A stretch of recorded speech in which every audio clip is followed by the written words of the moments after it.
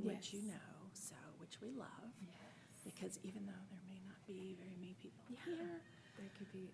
there's lots of views, and then you could always share them later and stuff too. Oh, So, that's great. Yes. okay.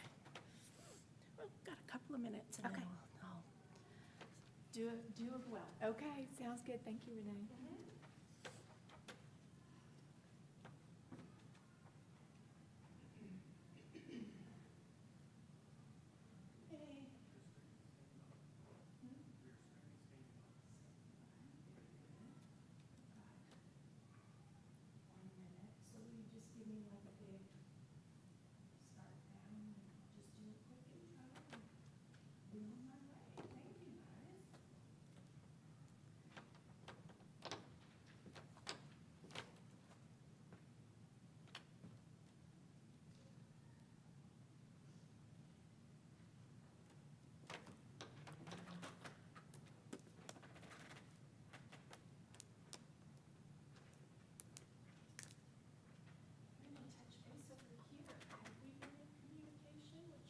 David Wise. You're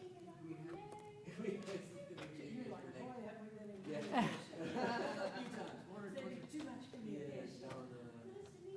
Nice to meet you. Yeah, so happy we're able to do this. It's been on, it's great. Good. Yeah, it takes. It's great. I know that the online audience is there as well. Some flyers in the back that Yeah. You're able to tell? dropped off, so I just keep bringing them. Yep, and if you need more, let me know.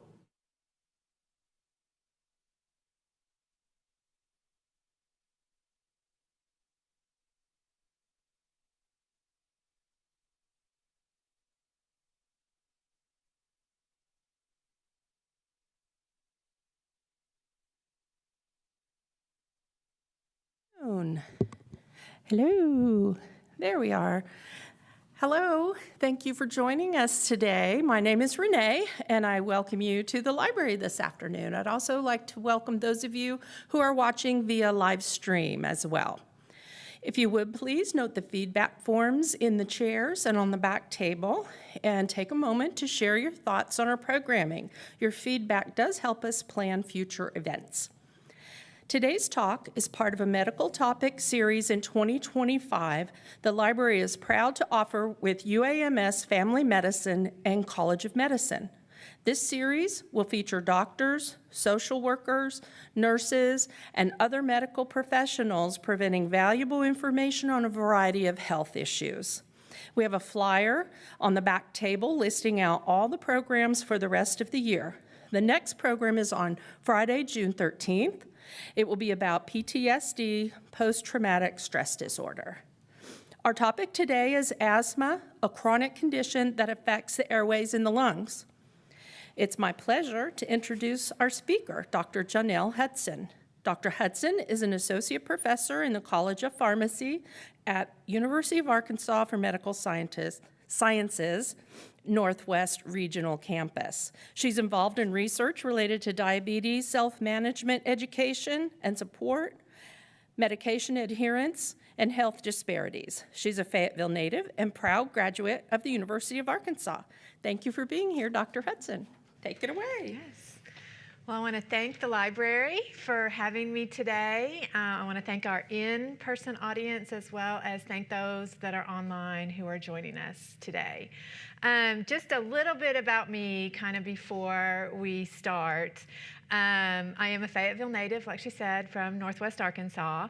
You may wonder, well, why is someone so interested in diabetes talking to you today about asthma? Because she talked a little bit about my diabetes passion. Well, my second passion, right along with that, is asthma. And that started when my son, when he was a little less than a year old, was diagnosed with asthma. So I had taught as a pharmacist. I had taught hundreds of people how to use inhalers and all of that kind of stuff, but I really hadn't dug into how to appropriately treat asthma until he was diagnosed. So anybody out there listening or in here today, I have been through the inhalers, I have been through the nebulizers, I have been through the school systems, I've been through sports camps and other camps with a kid that has asthma. So I can definitely relate to all of you who are out there, mothers, parents, and personal people who have asthma. And I'm just hoping today I can give you a little bit of reassurance in living with asthma, and that although asthma is a chronic disease, it is something that you can definitely manage and live a full life with that. My son, even though he was diagnosed when he was less than a year old, he is 18 now. He graduates high school next month. And I'm happy to tell you all that he has not needed a rescue inhaler since he was in the 6th grade. He has not needed any kind of rescue medication related to his asthma. We've been able to do a lot to help control that for him. So hopefully you'll learn a little bit about living with asthma today. So the first thing, let me see if I can get my slides to, there we go. Oh. There's a little delay. Okay, so the first thing I wanted to touch on is what is asthma. So asthma involves what we call persistent inflammation of the airways. And so the way I like to explain this is if you have an injury, like to your wrist or to your foot, and it swells, that's called inflammation. But in our wrist and in our knees or whatever, when it swells, it kind of swells outward. With asthma, what you see on the far side is a tube in your lung, a bronchiole, where it has inflammation, but instead of swelling out, it swells into the breathing tube, which narrows the breathing tube, and it makes air more difficult to move in and out. So this inflammation that's in there causes the airways to swell. It causes them to tighten. They produce a little bit of extra mucus that further narrows the airways, and this is obstructing the airways so that you can't breathe very well with that. What distinguishes asthma from other conditions in the lungs has to do with this inflammation. And when you have this inflammation and it narrows the airways, again, that's what causes the difficulty in breathing. That inflammation can be triggered by a lot of different things, and we'll talk about some triggers. And that inflammation is what causes the symptoms, the swelling, the wheezing, the coughing, and the chest tightness associated with it.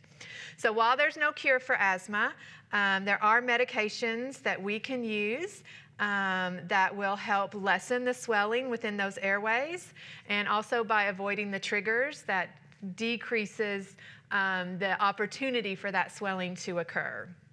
So my son is not the only famous person that has asthma. He's not famous, but we'll just say that he is, right? Because we mentioned him today. There's lots of people that you have probably heard of or seen that actually have asthma. So David Beckham, he is a famous soccer player that recently retired. He lives with asthma and has been able to have an athletic career and control his asthma and still be very successful in that. Former President and former Arkansas Governor Bill Clinton is known to have asthma as well. There's a singer named Pink that some of our audience may be aware of, who does very athletic and acrobatic performances at her concert. She's known to have asthma. Jackie Joyner-Kersee, who was a 4-time Olympian, went to the Olympics 4 different times over a period of 16 years, has asthma and had a very rich and rewarding career associated with that. I think she was a heptathlon. I think she was track and field. And so there's Eminem is a rapper, and to be able to talk that fast as a rapper, you have to have good vocals and good control of your breathing, and he is someone who has asthma as well. So lots of people are able to have successful careers, lifestyles, and all of that kind of stuff, even with the diagnosis of asthma. So what are the symptoms associated with asthma? You can see here on this circle, there's coughing, there's wheezing, and the wheezing is usually when you exhale air. Not when you inhale it, but when you're exhaling air, you may hear this wheezing noise. There's shortness of breath, there's chest tightness, And those are the common asthma symptoms. There can be others as well, but those 4 are probably the most common. There can be trouble sleeping because when you lay down, your breathing might get worse, or when you're sleeping, your breathing gets worse with that. The ones over there in the red box are the ones that I like to call the emergency kind of symptoms with it. So the first one in there is called retractions. And what that means is if you look at your rib cage and while you're breathing, your skin is sucking in between your ribs, that's a sign that you're using extra muscles in your abdominal cavity to help you breathe. And so if that's the case, you see it a lot in children, then that's an emergency sign or an emergency symptom with asthma. Fingernails or lips that turn blue is an indication you're not getting good oxygen at that time, and that's an emergency symptom. Pale and sweaty, again, you're not getting good airflow. If your breathing is so difficult that you can't talk, you can't make a sentence, that's an emergency symptom.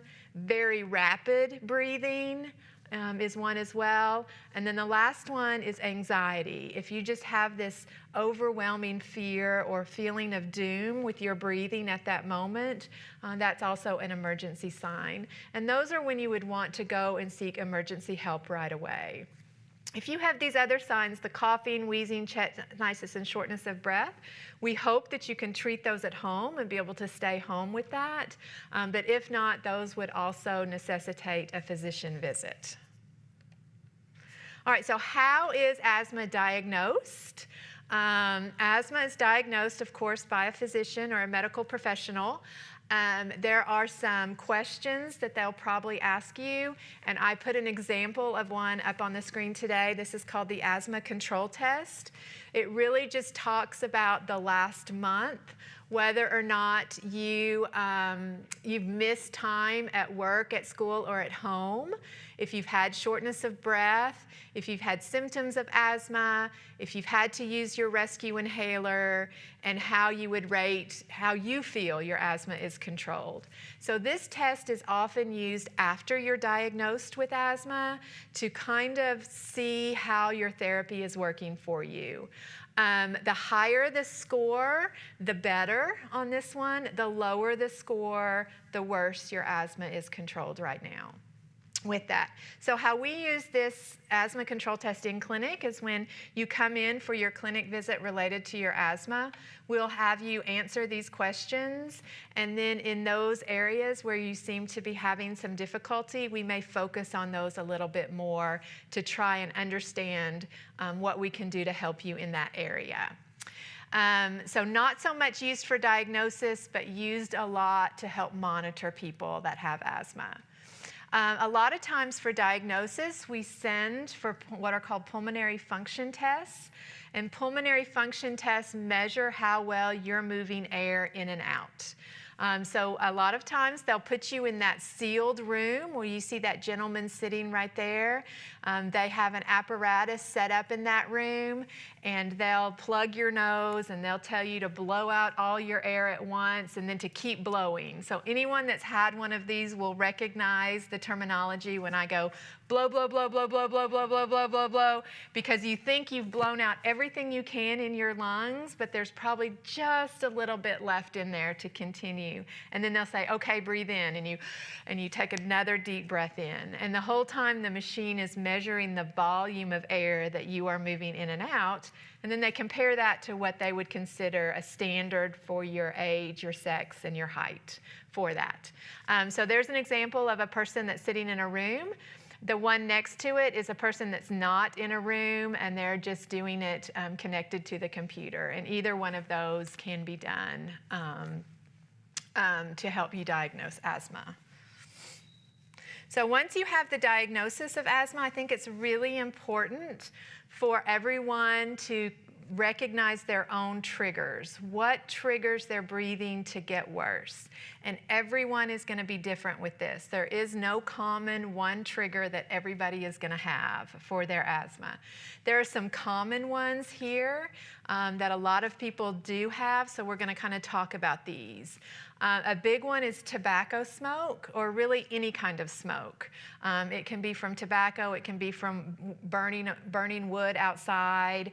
It can be from, like if you go on a camping trip and you have a fire in front of you, or when they happen to do those controlled burns outside. A lot of our people that have asthma need to stay indoors when those kind of things happen, because those burns can actually trigger their asthma. The next one that's listed up there, if we're going around the circle, is dust mites. Dust mites are things that are found in anything that has fabric. It has nothing to do with how cleanly you are. They just live there. That's just part of our environment. So if you have an allergy to dust mites, then it can trigger asthma. So what we do for people that are sensitive to dust mites is, because it lives in mattresses and pillows, you can buy special dust mite covers for your mattresses and your pillows that prevent the dust mites from coming through when you're sleeping on them at night. Air pollution is another one. We don't have a lot of air pollution, I think, in Northwest Arkansas, but there are some cities around the world and around the country that have much higher levels of pollution.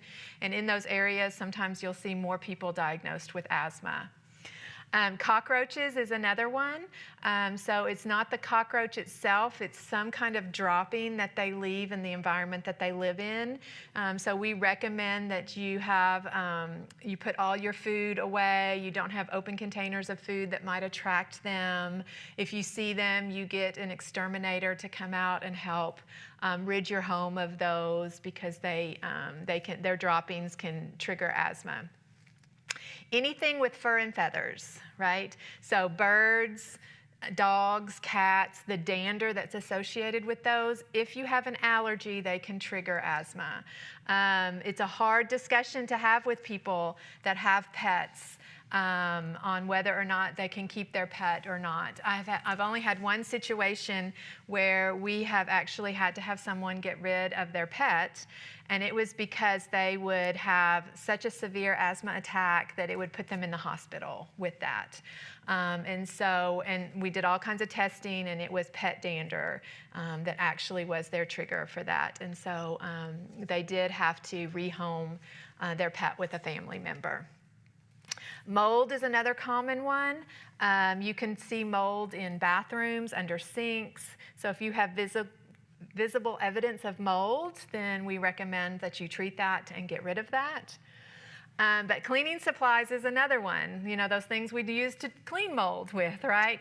I think what that really is implying is very strong scents. So bleach has a very strong scent associated with it. A lot of cleaners that you use to clean your bathroom and to clean your home have very strong scents associated with them.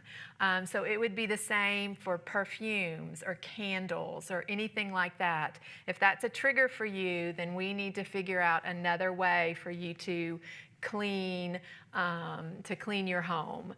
And then the last one up there is flu and respiratory infections. This is why we recommend that everyone with asthma get their yearly flu shot. And everyone with asthma get a pneumonia vaccine as well, because those infections that can get in your lung can be much more serious in people that have asthma, and they can have worse outcomes if they get those than those people who don't have that disease. So those are the common ones, but there are other ones out there. There's all kinds of allergies in Northwest Arkansas, right? We have grasses and trees and pollens, and if you're allergic to those can trigger your asthma as well. So this list is not at all inclusive. This is just one that are common, that we commonly see in individuals. But it's important, I guess the point that I really want to make with this slide is you need to find out what your own triggers are. What your triggers are going to be different than what someone else's triggers are. So really paying close attention to what you're doing or what you had been doing prior to having some of those breathing difficulties can be helpful. So how do we treat asthma? Okay, so the treatment of asthma is going to be centered around this constriction and this inflammation that's going on in your lungs. So we have asthma treatments that treat the acute symptom, meaning you're having difficulty breathing right now. What are we going to do? Right now you're having a problem. You need to have something available for you to use to treat when you're having a problem right now.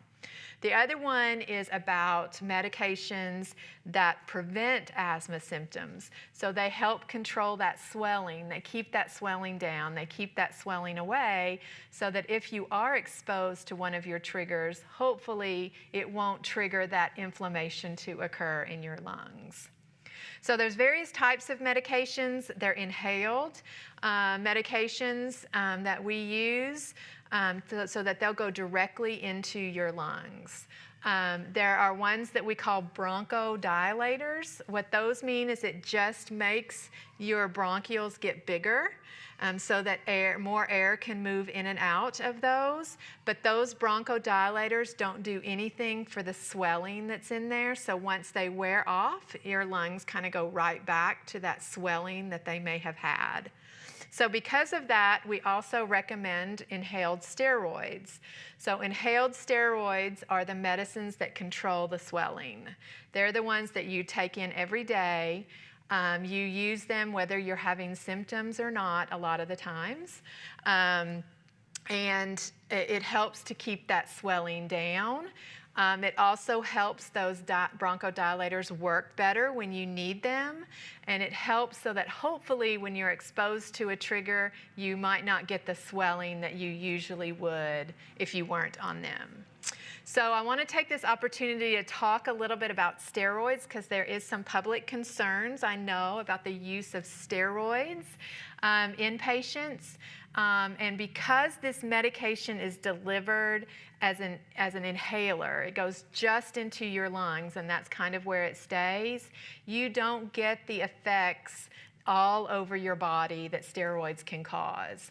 So you take them in, they go into your lungs, they work where they're supposed to, but they don't distribute throughout your entire body. So I know there were some concerns many years ago about whether or not these steroids would, in kids especially, would make it so they wouldn't grow as tall or something like that. And that just hasn't panned out. That's not true. Uncontrolled asthma may affect your height as a kid, but using the steroids to control your asthma will not. And so I just wanted to address some of those public concerns that people might have with steroid use. And then the last thing I'm going to talk about is what we call SMART, which is same maintenance and reliever therapy. So we talked about two different inhalers, right? One you use for acute symptoms, one you use to prevent asthma symptoms, but now we have a medicine that you can use for both. You can use it for both treatment and you can use it for prevention at the same time. And so you may hear the term SMART therapy or MART or something like that. That just means that you get one inhaler and you use it for controlling your asthma, and you also can use it if you're having asthma symptoms. All right, so let's talk about the different treatments. I have some props that I brought with me today so that you can see these. So this is typically what an inhaler is going to look like, right? It has the canister that has the medicine in it. It has a mouthpiece on the outside. It has a dose counter on the back that usually counts backwards, so you know exactly how much medicine you have left in your inhaler. These medicines tend to work best if you pair them with what's called a spacer. So this is an example of a spacer. You can see one on the slide that an infant is using that has a mask associated with it. So I have an example of one of those as well. But there's all different kind of spacer devices that you can use. So rather than putting the inhaler directly into your mouth and squirting it, that oftentimes will hit the back of your throat and you end up swallowing some of that medicine. We really recommend that you use it with a spacer. And that's all it is it provides space in between the inhaler and your mouth so that you can breathe that medicine in. So I'm going to demonstrate really quick how we recommend that you use these, right? So each one has a cover on the outside, and you take that cover off. The inhalers, you usually shake them before you use them, so give them a good shake. They also have a cover on the outside that you'll want to take off. And then they just fit nicely in the back of one of these spacers. Now, to use this, we're going to breathe out, and then we're going to put the spacer in our mouth. We're going to breathe in, and as we're breathing in, we're going to punch, I guess that's not a real technical, actuate or whatever. We're going to hit the inhaler button so that the medicine goes into the tube and we breathe it through. Now, the nice thing about this device is it has a little whistle on it, and the whistle will tell you if you're breathing too fast. So with this kind of inhaler, you want it to be a very slow and deep breath into your lungs. All right, so I'm going to demonstrate going too fast first, and then I'm going to demonstrate how it should look. All right, so you breathe out, and you bring it up. Could you all hear that little whistle? Okay, so that whistle just means my breath in is too fast, and I need to slow that down. So what you should do instead is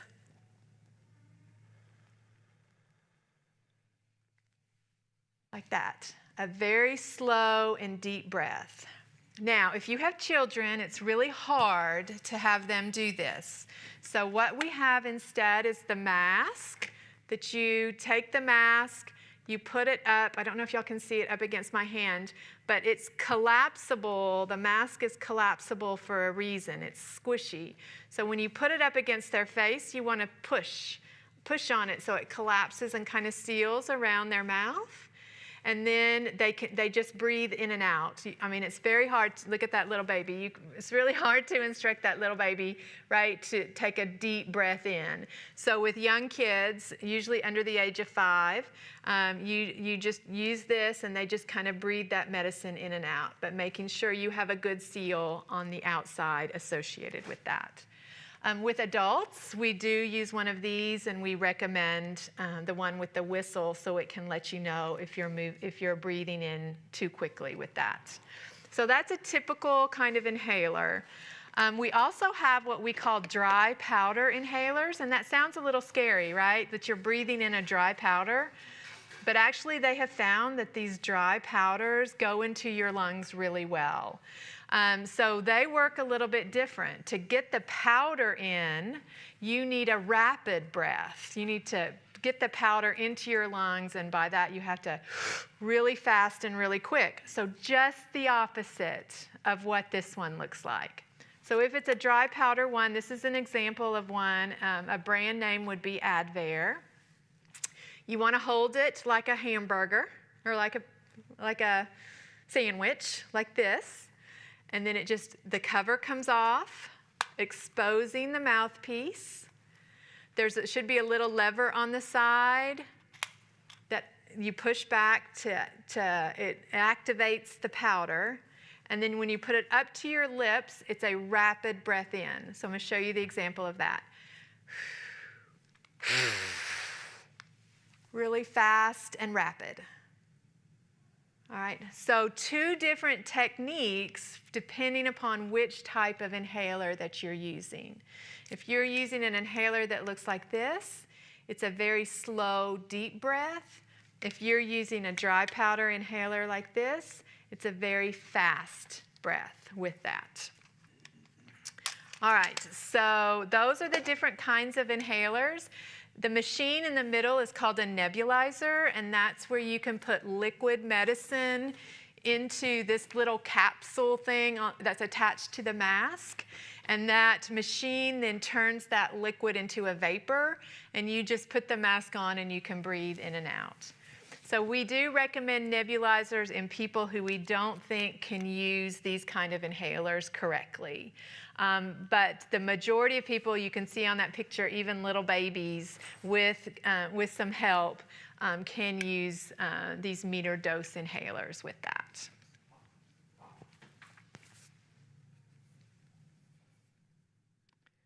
All right, so how are we going to manage asthma? So management of asthma includes, outside of medication, includes lifestyle management as well as trigger avoidance. So lifestyle management includes things like regular exercise. So as long as exercise is not your trigger, then we recommend regular exercise. Stress can worsen asthma symptoms, so good stress management. Being overweight can worsen asthma symptoms, so maintaining a healthy weight. Good sleep actually keeps your immune system strong and fights off all those infections that you could get in your lungs, so we recommend good quality sleep. And we also, again, recommend that people stay current on their vaccinations to help prevent any of those illnesses that could affect their lungs. And then, of course, I can't emphasize trigger avoidance enough. When we find out what it is that triggers your breathing issues, doing everything you can to avoid those will really benefit and help and control that swelling with asthma. All right, so when should you seek help? That's sort of the question. So immediate help, when you should seek it, is if you're using a rescue inhaler. And so a rescue inhaler means you're having problems breathing right now. Right now I'm having difficulty. I need to rescue myself from this breathing problem, and I need to take my rescue medicine. If you're taking your rescue medicine and it's only working for a few hours and your symptoms come right back, then you need to seek help. If you're having a hard time speaking, you can't form a complete sentence because your breathing is so hard. If you're having a hard time breathing even when you're at rest, if you're sitting down in a chair, you're not being active, and it's still very, very difficult for you to breathe. Again, your lips, your fingernails turn blue, and you just can't stop coughing or wheezing. Those are situations where you would seek immediate medical help for your asthma. Long term, the one thing we want to look at is to see if you're overusing that quick reliever medicine. And I shouldn't have used the term overusing. I should have used the term you need quick reliever often. If you need quick reliever or rescue medicine often, it means that your maintenance therapy for asthma isn't working as well as it should be. And so even if you get good relief with your quick inhaler, but you're using it more than 2 times a week during the day or 2 times a month at night, then it means that your regular maintenance medicine for your asthma might not be enough to control it, and we need to look at other things with that. Even if that quick reliever is helping you, we want you to use it less than 2 times per week or 2 times per month at night. And then if you need oral steroids more than twice a year, then we're going to talk about trigger avoidance. We're going to talk about your maintenance medicine a little bit more. So even if those oral steroids help you a whole bunch, our goal is that you not need those. And so we really want to fine-tune your maintenance therapy with that. The other thing I recommend for everyone that has a diagnosis of asthma is that they have what's called an asthma action plan at home. And an asthma action plan helps you know what to do when your breathing gets worse. All right, so it's situated into these different zones that are meant to mimic a stoplight. So there's a green zone, a yellow zone, and a red zone. So green zone means go. You're doing great. Everything is good. You're not having any problems with your breathing whatsoever. You're taking your controller medicine, your preventative medicine as directed if you need those, but you're feeling great. You're not having any problems that day. Yellow means, wait a minute, I'm having some kind of asthma symptom. I either was exposed to a trigger that I know is going to cause asthma symptoms. I might have a little bit of cough. I might have a little bit of chest tightness, but asthma symptoms are starting. So I need to slow down and I need to do something to treat those. And then red means danger. So red means like a stoplight, stop. That you are having significant asthma symptoms. You are having trouble, again, like the trouble speaking. Your lips and things are turning blue. You're breathing really, really fast. Your medicine isn't working for you. You're having trouble. Your ribs are showing while you're breathing, especially in children. That is stop. We need to seek medical attention, and we need to get this under control. And so the yellow zone so the green zone, you just continue with your usual medicine. The yellow zone, which means you're starting to have symptoms, we're going to give you a rescue medicine, and you need to start taking it. And if your symptoms get better, you can stay at home and everything is good. If your symptoms get worse, you need to go seek help. If your symptoms get a little bit better, but not totally better, then we may schedule some additional medicine for you for a few days with that. And then you come in and you see your doctor. But we're all just trying to see in that yellow zone if we can get your breathing better with that. So, and everyone's is going to look different. That's why these are blank, right? Not everyone is going to have the same rescue plan. So you work with your physician to develop what your rescue plan is and when to start these rescue medicines when you're at home. All right, and then I just want to wrap things up today. I wanted to leave lots of time for questions if anybody has any. There are some community support that you can get. The American Lung Association has a support network that is extensive, that you can get lots of information about asthma on that community support page. And then the Asthma and Allergy Foundation of America also has some good patient support associated with it.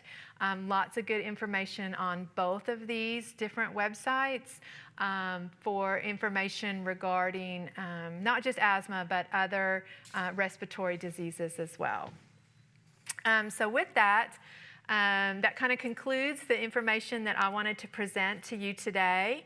If anybody wants to come up and look at the inhalers or the spacers, I also have a demo here of the picture that I had on the screen that shows the difference in the lungs that are inflamed versus the lungs that aren't. If you want to come up and look at any of these today, please feel free to come up and do that. But if anybody has any questions, I'm happy to try to answer those today. I had one, Dr. Hudson. Okay. I was curious about diagnosing asthma in infants. And Yes. You said your son was 1 year old Yes. when he was diagnosed, but my understanding from, I don't know much Mm-hmm. about it, but I thought it had to be like very tactile, like encouragement, breathe, breathe, breathe. How do you do that with someone so young? Yeah, so that's a great question. So the question was, in infants, how do they diagnose asthma? Because they can't really do those pulmonary function tests where you're instructing them when to breathe out, when to breathe in, and all of that kind of stuff. So with kids and those that are usually under the age of 5, it's totally based on symptoms and physical exam. You know, when did the symptoms start? What makes the symptoms better? What makes the symptoms worse? Are they wheezing on exam? All of those kind of things that kind of go into it. So they treat them as if they had asthma, and then when they get old enough, a lot of times then they'll send them for those pulmonary function tests that we had mentioned earlier. Yeah, but in babies, it's physician physical exam. Yes, sir. I started out with a powder inhaler. Uh-huh. I don't have the name with me, I apologize. It wasn't the fly one, but it was the pop open. Mm-hmm. And I think you just suck it in, there's no trigger. Right. After doing that for a couple of days, my voice box was getting real hoarse. Mm-hmm. And I was a little, worried about that. The doctor told me, well, I haven't seen a lung specialist yet, supposed to see it on the 5th next month, okay, it'll be the first time. The ENT doctor told me I had asthma real bad, so Yeah. it's all like this at the moment. Yeah. So she changed me to a liquid inhaler, which you turn, have Yeah. it turn, and then inhale it real Yeah. quick, okay, or slowly. After I do that, it seems like I have, I don't know how to describe it, it's like I'm trying to force a little bit of tone out of my throat. It's not that it swallows no difference, it's just a push. It's like right here, not here. It seems to be, and I don't understand that. So it starts with STARIVITA, something like that. Okay. Okay. It's a 2.25 or 2.25 or whatever it is. And then, according to my understanding, that's for COPD. Yes. Okay. I think I'm jumping into a lot of questions. Yeah. I'm sorry. That's okay. Well, I'm just trying to remember them. I'll repeat them here so everyone can hear them. That's okay. We'll answer them one at a time. We've got it. Slow down. We got it. First of all, when you inhale something, do you need to hold your breath for 10 seconds? Great question. Okay, so the gentleman in the audience here was started on a dry powder inhaler, and when he first initiated it, a few days or a week or so after that, he noticed that he was getting hoarse associated with it. So we're going to talk about that one first. So inhalers can cause disruptions on your vocal cords, yes. So what they recommend, and they can also cause some thrush in your mouth. So I should have told you when we were using those inhalers that it's really important to rinse your mouth after you use them, and they may have told you that or may not have. You don't have to rinse and spit, you can rinse and swallow, but to rinse your palate and things like that. Sometimes that helps with hoarseness as well, sometimes it doesn't. We may just have to get a different inhaler for someone that is experiencing hoarseness with their inhaler. The other one you talked about was a different inhaler that you used and you feel like it got stuck, like the medicine kind of got stuck in your throat. Would you say it was stuck or? It's like, so hard to describe. It's hard for him to describe the feelings. It's easy to turn your voice box on to go out. Yeah. But when it gets to where it's like, it's not as squeezy as it was, but it's a little flatter, Okay. but kind of hard. It's like closing up on me a little bit. Yeah. I think that I described it. Yeah, so his best description of the symptoms he's having with the inhaler is that he feels like his voice box is not working right and that it's closing off a little bit. But your throat isn't closing, it's just the voice box portion of it, right? And so again, that can be a side effect of inhaled medication because they go right past, right, that voice box associated with that. I think you made a very good point a minute ago when you also asked if you need to hold that breath in, and the answer to that is yes. You hold it for as long as you can. 10 seconds is recommended. If you can't do 10 seconds, do as long as you can, but we would count on our fingers like this for 10 seconds. With that. And so to get that breath in and hold it for a good 10 seconds, yes, that is what we would recommend.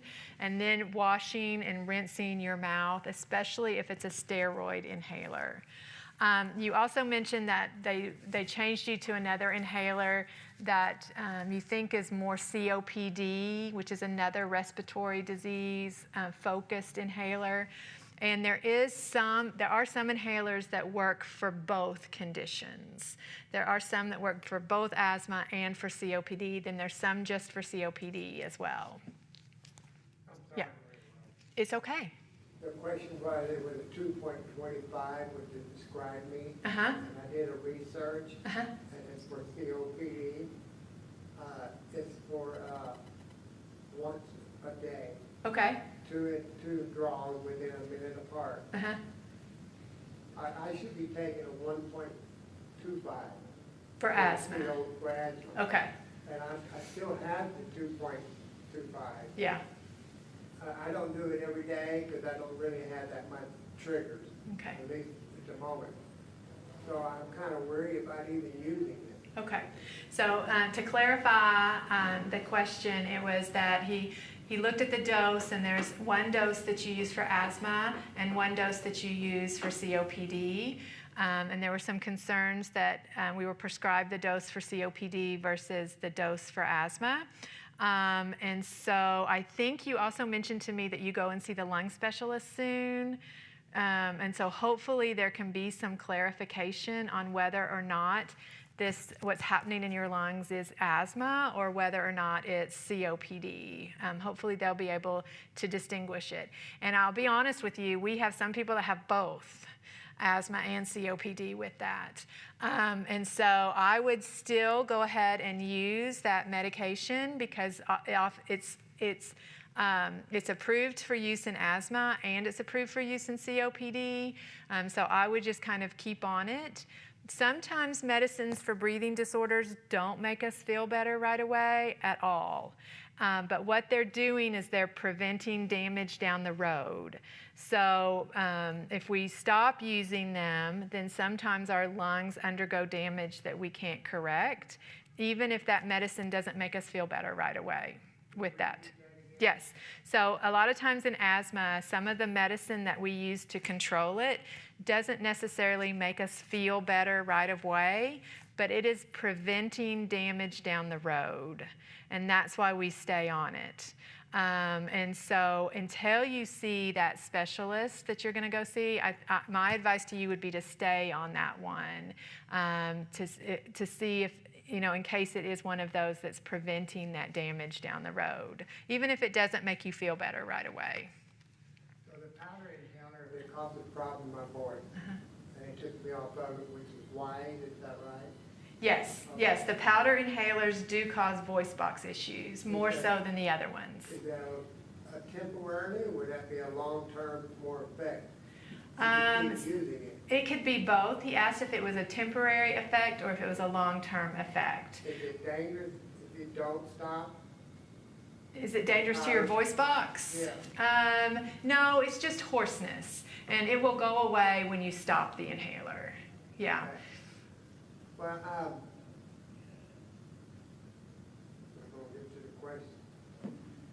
Go ahead, I'm trying to think what I was going to ask. That's okay. I thought I turned you off. I'm sorry. That's okay.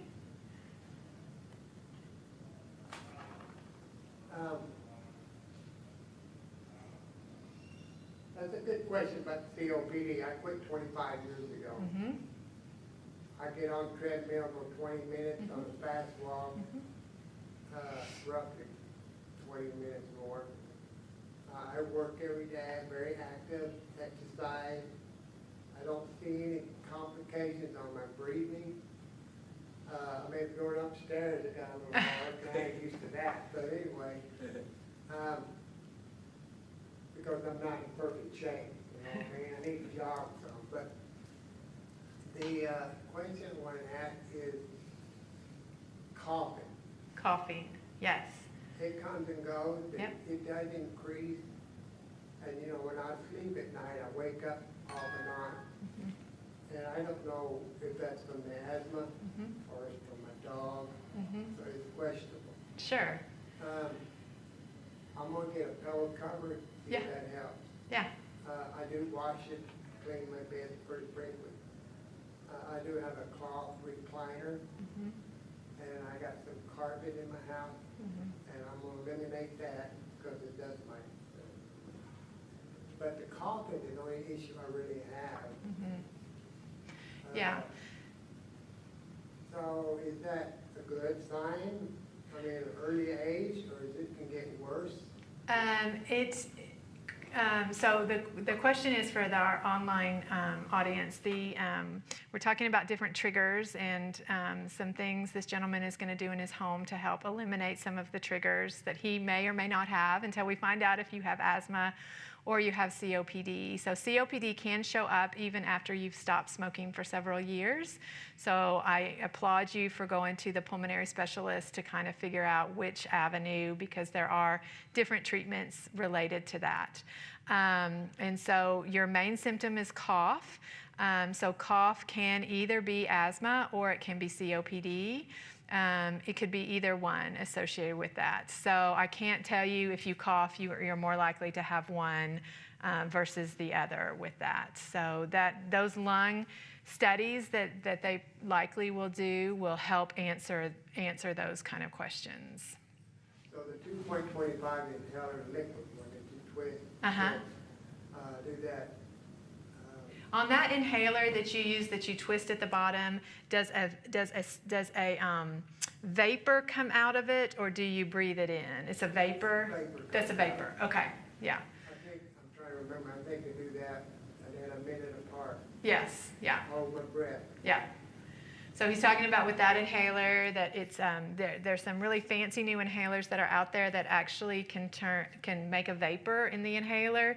So you twist the bottom of it and you push a button, and it produces a vapor similar to a nebulizer that you then breathe it in and you hold it for as long as you can, preferably up to 10 seconds. And then for your second puff, you would wait. If you are prescribed a second puff, you would wait about a minute or so in between, and then do another one like that. Yeah. And slowly, right? Slowly, yeah. Okay. Would it be good to gargle, and instead of also just rinsing your mouth, to gargle as well? I think either one would be fine. He asked if you should rinse your mouth or gargle, and I think either one would be fine. It just gets that residual medicine that's in your mouth that has stuck to your mucous membranes in your mouth. It just washes it off for you. The throat, you would have to swallow. Yeah, you'd have to drink something afterwards to wash it down. Water or Yeah, just water. alcohol? Well, I'm not going to advocate alcohol, but I would advocate water. Yeah, he's just teasing me. He's laughing. Yeah. So it'd be good to continue with the inhaler until I feel it. Yep, that's what I would do. Yes. Is there a pill that they give you? Or? Usually there's, he asked if there was a pill form you can take. Usually it doesn't get to where it needs to in the pill form, because you have to swallow it. It goes to your stomach. It goes through your bloodstream. And so it doesn't really get to where you really need it. And so the inhaled medicines are a lot better for either asthma or COPD. So it's the inhalers mainly, right? Inhalers mainly, yes. Yes. So they're playing a two-part. That's kind of interesting, whether I'll do that or not. The tube, like one of these? Yeah. Yes. So with the one, he asked a question about the spacer device. With the medicine that you have right now that makes the vapor, you don't need one of these with that one. Powder, is that what you Yeah. The ones that we use this for are the ones for when you actuate the inhaler. If you look at this, you can see it squirts really far. think? Yeah, it just squirts that medicine really far, and if you put that in your mouth, it hits the back of your throat and you swallow.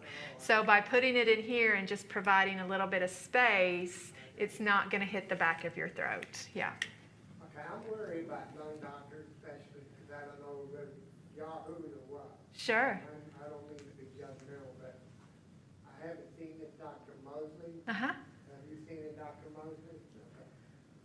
He's located in Springdale, I believe it is. Okay, so anyway, I have to find out. I hope he's a good doctor. I don't know whether he has second opinion or. Yeah, so the question is whether or not after you see the first one, if you should get a second opinion. And I think it depends on the relationship that you have when you go in there. Like when you go in there and you see a provider, how do you like the way that the information is presented to you? Sometimes if you hear information you don't like, that's different than the way that it's presented. So I would just say about a second opinion, wait till the first visit and kind of see, you get good gut feelings about about your healthcare providers, and it's important to have a good, trusting relationship with them. Yeah. I guess I got in my head that some of these doctors like throw medication on you, Yeah. whether you need it or not. Yeah. Kind of pushing it, right? Yeah. I'm just curious, to put you in that situation. That's the reason I had. The information you got has been great. I appreciate it. Thank you. Really helpful. Thank you. So, I need to find out if I got COPD or asthma. Yes, sir. That's what I would recommend. I hope Keep you- that pulmonary appointment. Yes. Yeah. I guess what's better is asthma and not COPD. I don't know. They're both. You can live with both of them. Yes. Okay, live Yes. with Yeah. She had heartworm. She was young. Yeah. She had lung damage. Yeah. How do I know if a dog has asthma? Oh, that's a great question. So we're curious as to whether or not our pets have asthma. And I honestly don't know the answer to that. So if there's a veterinarian that's around, that they may know.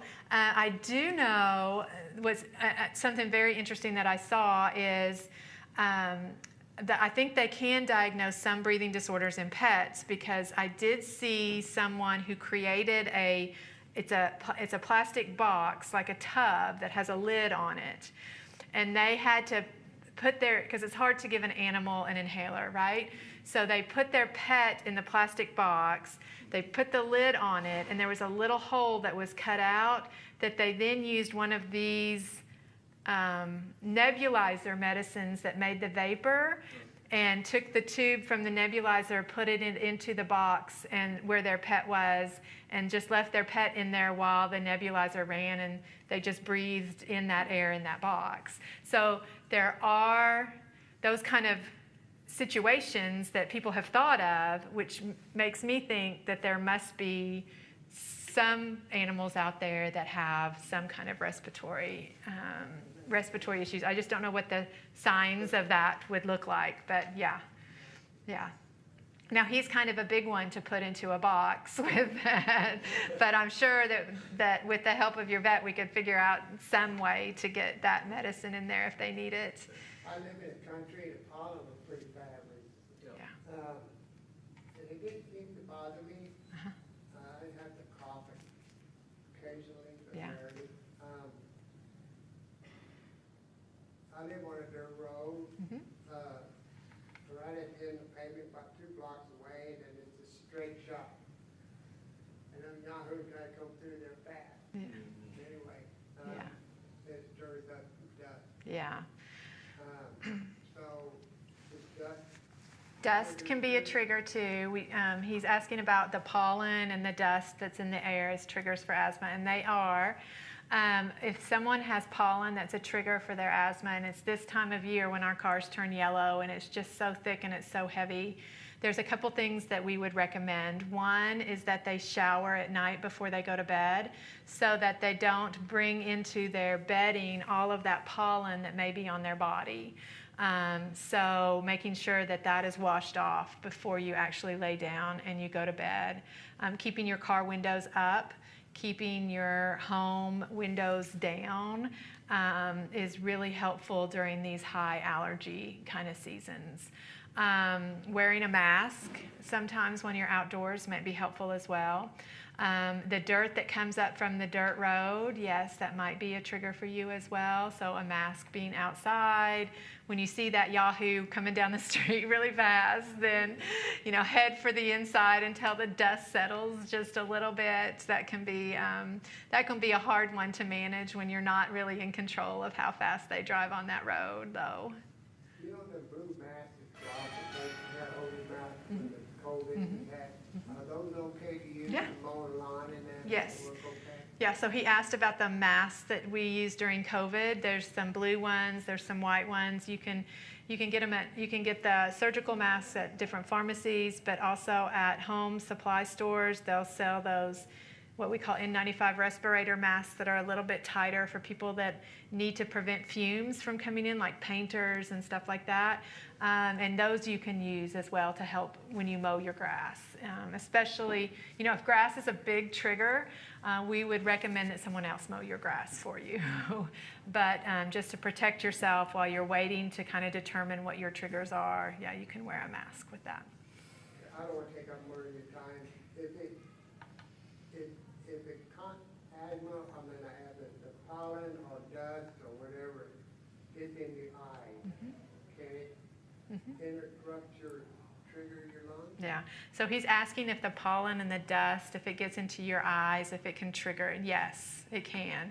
So anything that is like people that have really bad allergies, if we think about our body, the tissue that is affecting our nasal passages, our sinuses, the backs of our throat, it goes all the way down into our lungs.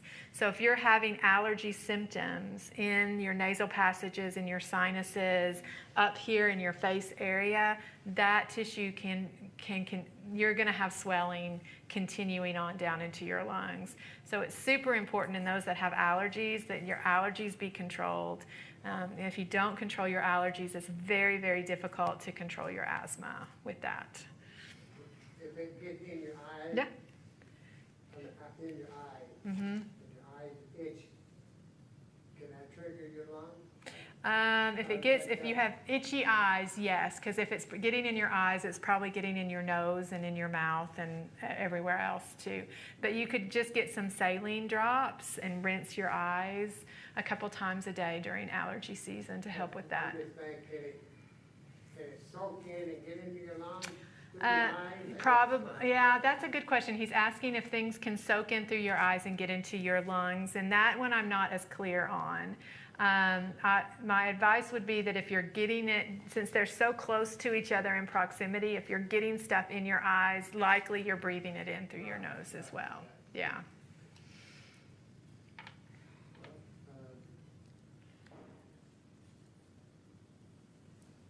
Very interesting, I appreciate it. Oh, sure. It's my pleasure. Thank you for coming today. Thank you for everyone that joined us online today as well. I feel bad with the only two. It's good. It's good. I'm thinking it ain't got nothing with you or anything. Probably the work hours. Yes, yes. We have lots online, so I'm very happy to be here with all of that. Those are great questions. Yes, Pardon? Those are great questions. yes. Yes, I learned a lot. Oh, A lot good. of people I appreciate it. Good. You're welcome. All right, so I think with that, we'll go ahead and close it up. And thank everybody again. Our next series, like she said, I think is on PTSD, and it will be the second Friday Yes. of the month in What's that? June. Oh, With that. What was it, COPD? PTSD. Oh, Yes, there is going to be a COPD one. COPD, got Yeah, it, there's yeah. going to be a COPD one later in the year. Absolutely.